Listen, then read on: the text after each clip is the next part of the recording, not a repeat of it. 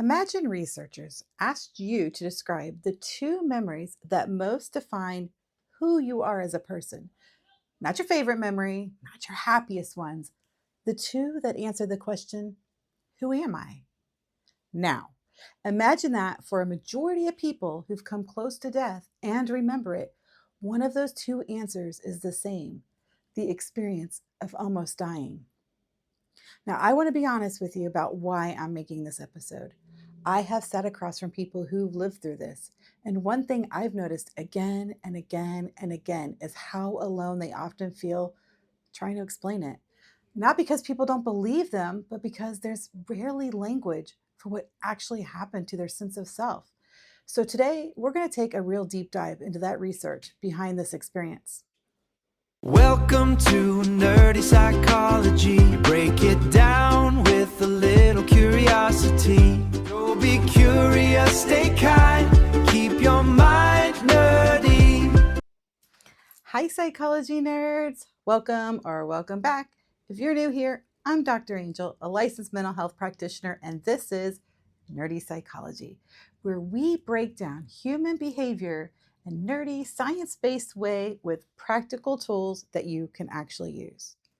Around here, we don't just read headlines, we learn how to think about the headlines. And today's topic sits at a fascinating intersection of memory science and identity psychology, near death experiences, and whether they become what researchers call self defining memories. This one's personal for me. It's informed by real clinical work, not just the research itself. Stick around because this episode isn't really just about the near death experience at all. It's about something every one of us is doing right now, whether we realize it or not. Researchers from a university in Belgium, a group that has spent years studying consciousness and near death experiences, wanted to answer a specific psychological question that goes beyond the usual debates about what near death experience means, spiritually or medically. They asked, when someone survives a close brush with death and remembers a near death experience, does that memory become one of the core memories that defines their identity? Psychologists have a name for this category of memory: self defining memories. Highly vivid, emotionally intense memories that draw people on repeatedly to understand and explain who they are. This study set out to measure empirically whether near death experiences actually qualify for one of those memories rather than just assuming they do. And this matters clinically. And I want to underline that because I don't think it gets said enough. If near death experiences really do become central to someone's identity, that has direct implications for how clinicians, caregivers, and loved ones respond when someone shares one of these experiences. Treating it as a strange story to be managed or explained away is a very different clinical position than treating it as something now woven into the architecture of who that person is. Let's stay objective before we interpret anything. And let's go a little deeper into the methodology than we normally do, because I think it really matters here. For the study, the researchers recruited 71 participants who had lived through near death experiences, and they split them into two groups. 48 of them had real near death experiences, who had experiences that occurred during an actual life threatening event like cardiac arrest or a serious accident. And 23 participants had near death experiences like. So those were participants who had a similar experience, the same vivid, emotional, transcendent quality, but without actual threat to their life. So, such as during fainting or sleep or a meditative state.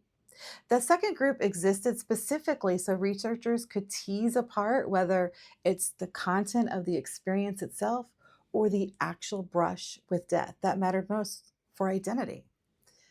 Each participant was asked to describe their two main self defining memories without being told to include their near death experience. Researchers wanted to see if people would just bring it up entirely on their own, unprompted. Then, for each memory listed, participants completed a validated psychological tool called the Centrality of Event Scale. That measures how central a given memory is to someone's identity, self understanding, and overall life narrative. They also completed the standardized measure of the NDE scale, near death experience intensity, assessing features like a sense of peace, altered time, perception, a feeling of unity or connection, and life review. So researchers could see whether the richness of the experience related to how central it became for someone. Here's what they found: 58% of the entire sample, nearly 6 in 10 people, spontaneously listed their near death experience as one of their two most life defining moments without being prompted to do so. And that held true whether that experience happened during an actual medical emergency or not, which is itself a striking finding. It suggests that the content of the experience matters more than the circumstances surrounding it. In other words, it wasn't the danger itself that made the memory central, it was what the person actually experienced. For the people who did recall it, that near death memory scored significantly higher on that centrality scale than their other self defining memory. It wasn't just present, it was doing more identity shaping work than almost anything else they could think of, including memories most of us would assume would top the list, like a wedding or a birth of a child or a major life achievement. There was also a clear dose response relationship. The richer and more intense the near death experience, the more central that memory became to a person's identity. And these memories were consistently recalled with a strong, positive emotion, even though they emerged from moments of genuine physical crisis, a pattern the researchers themselves noted as somewhat counterintuitive. Two more details worth digging into because they matter. First, participants who identified as religious were significantly more likely to recall their near death experience as a self defining memory than those who didn't, suggesting the interpretive framework someone brings to that experience shapes how central it becomes. It's not just about what happened, but how it gets understood afterwards.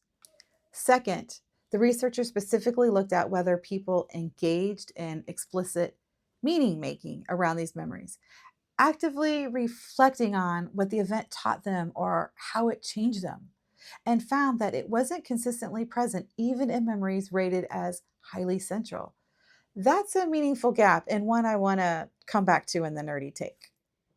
So, what the research doesn't tell us, every good study has limitations, and not because it's bad science, but because that's how science works. Understanding our limitations helps us know how confident we can apply the findings. A few things worth naming here, several of which the researchers themselves flagged directly.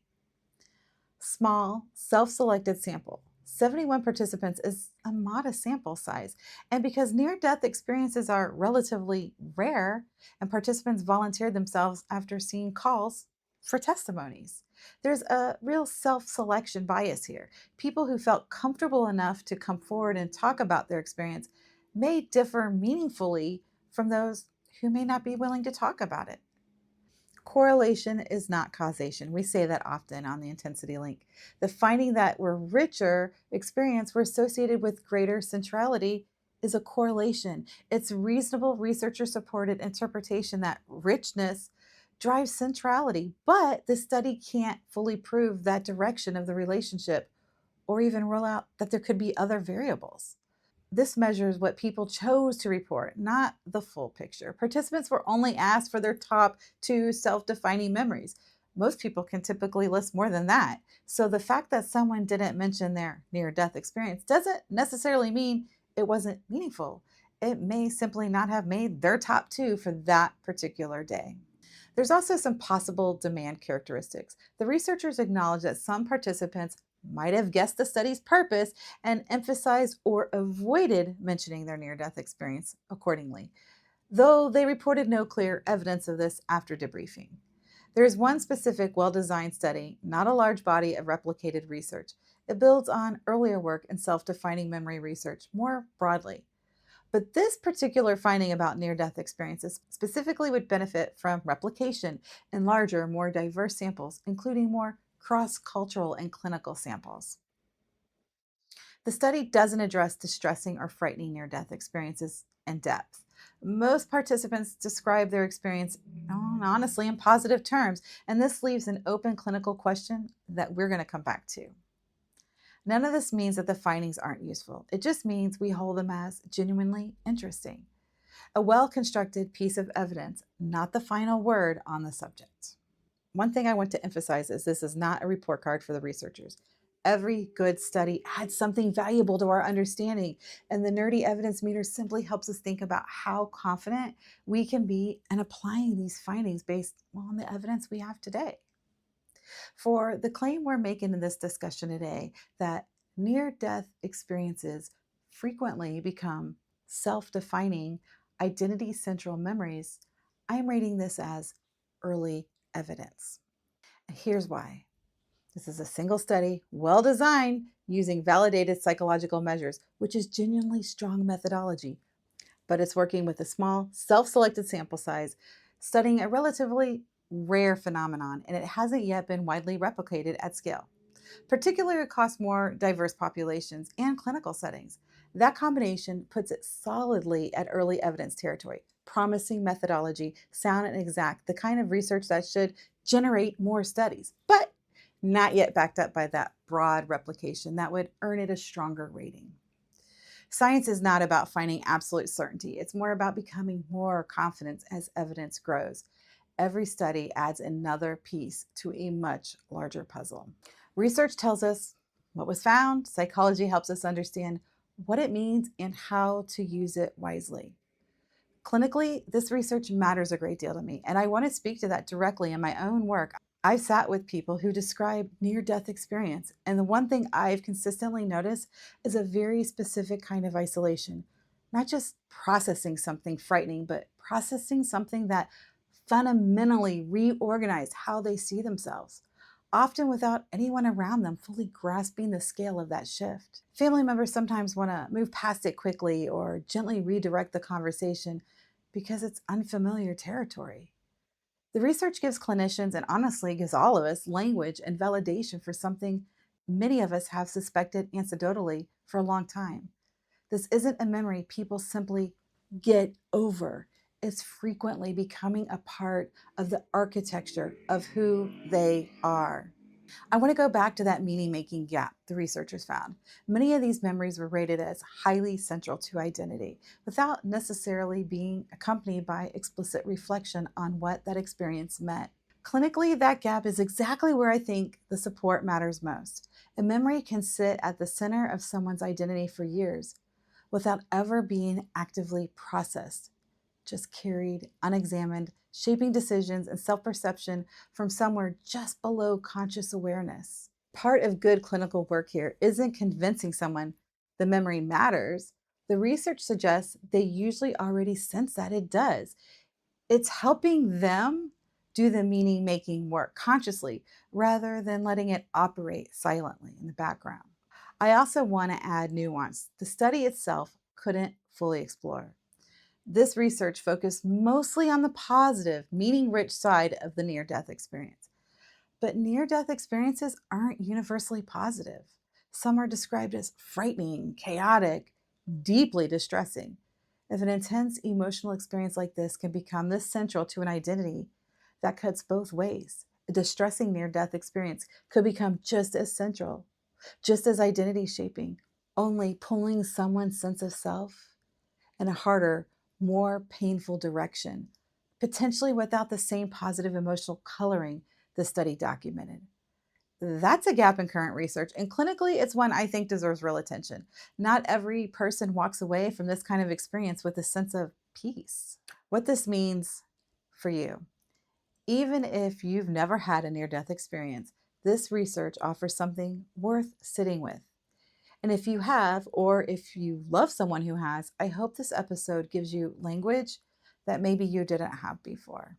It matters because it validates something people who live through these experiences often struggle to explain to others. This wasn't just a scary moment that passed. For many, it became one of the primary lenses through which they now understand their entire life story. What you should take away: intensely significant experiences, whether transcendent, frightening, or both, can become genuinely central to identity. And that process deserves to be taken seriously rather than minimized or explained away or just rush past. What you should not assume is that everyone who's had a near-death experience interprets or integrates it in the same way. That a near-death experience is required to have some kind of identity-shaping memory, or that this research settles any of the broader philosophical or spiritual questions people often ask about these experiences. This study is about psychology and memory, not about what near-death experiences prove or don't prove beyond that. So, what you can do.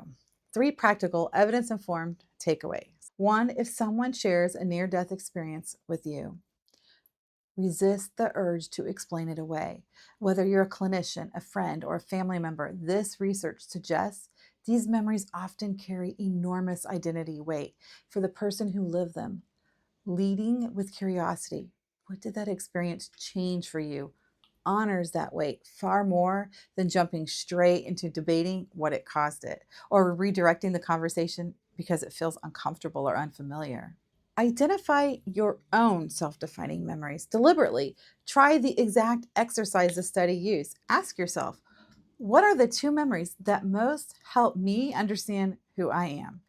You don't need a near death experience to do this reflection. The exercise itself tends to surface what's actually been shaping your identity, sometimes memories you hadn't consciously named before. 3, move from carrying the memory to making meaning from it. If you've had a profound experience, near death or otherwise, that you sense is central to who you are, but haven't actively processed, that's worth doing the work intentionally, not passively. Journaling, conversation, talking with someone you trust, or working with a therapist can move a memory from something that's silently shaping you to something you've actually made sense of. And that distinction, based on what this research surfaced, may matter more than we historically appreciated. This episode is sponsored by my workbook, Your Next Chapter. If today's episode had you thinking about, well, which memories and experiences have quietly shaped who you are, the workbook includes guided reflection tools for exactly this kind of identity work, understanding the events that have defined your story and intentionally choosing how you want to carry them forward. If you're interested, the link is in the description below. If you had to name the 2 memories that most define who you are today, what would they be? And have you ever actually sat down and thought about that before? If this episode gave you something to think about, I would love it if you would like the video and subscribe if you're not already a part of our nerdy psychology community. And share this with someone who's ever tried to explain a life-changing experience to someone who wasn't sure how to receive it. Near-death experiences don't just get remembered for most people who have them. They become one of those central threads that identity itself gets woven into, which reframes how we should listen when someone shares one. As always, the research is linked in the description below if you are interested in reading it. If today's conversation got you thinking, I think you would really enjoy my episode on trauma and identity. The recent World Psychiatry research we covered because it explores the flip side of what we talked about today. Not one intensely meaningful memory, but the way difficult experiences can just as powerfully disrupt someone's sense of self. And as always, stay curious, be kind, and keep your mind nerdy. I will see you Tuesday. That's a wrap. Be curious, stay kind, keep your mind nerdy.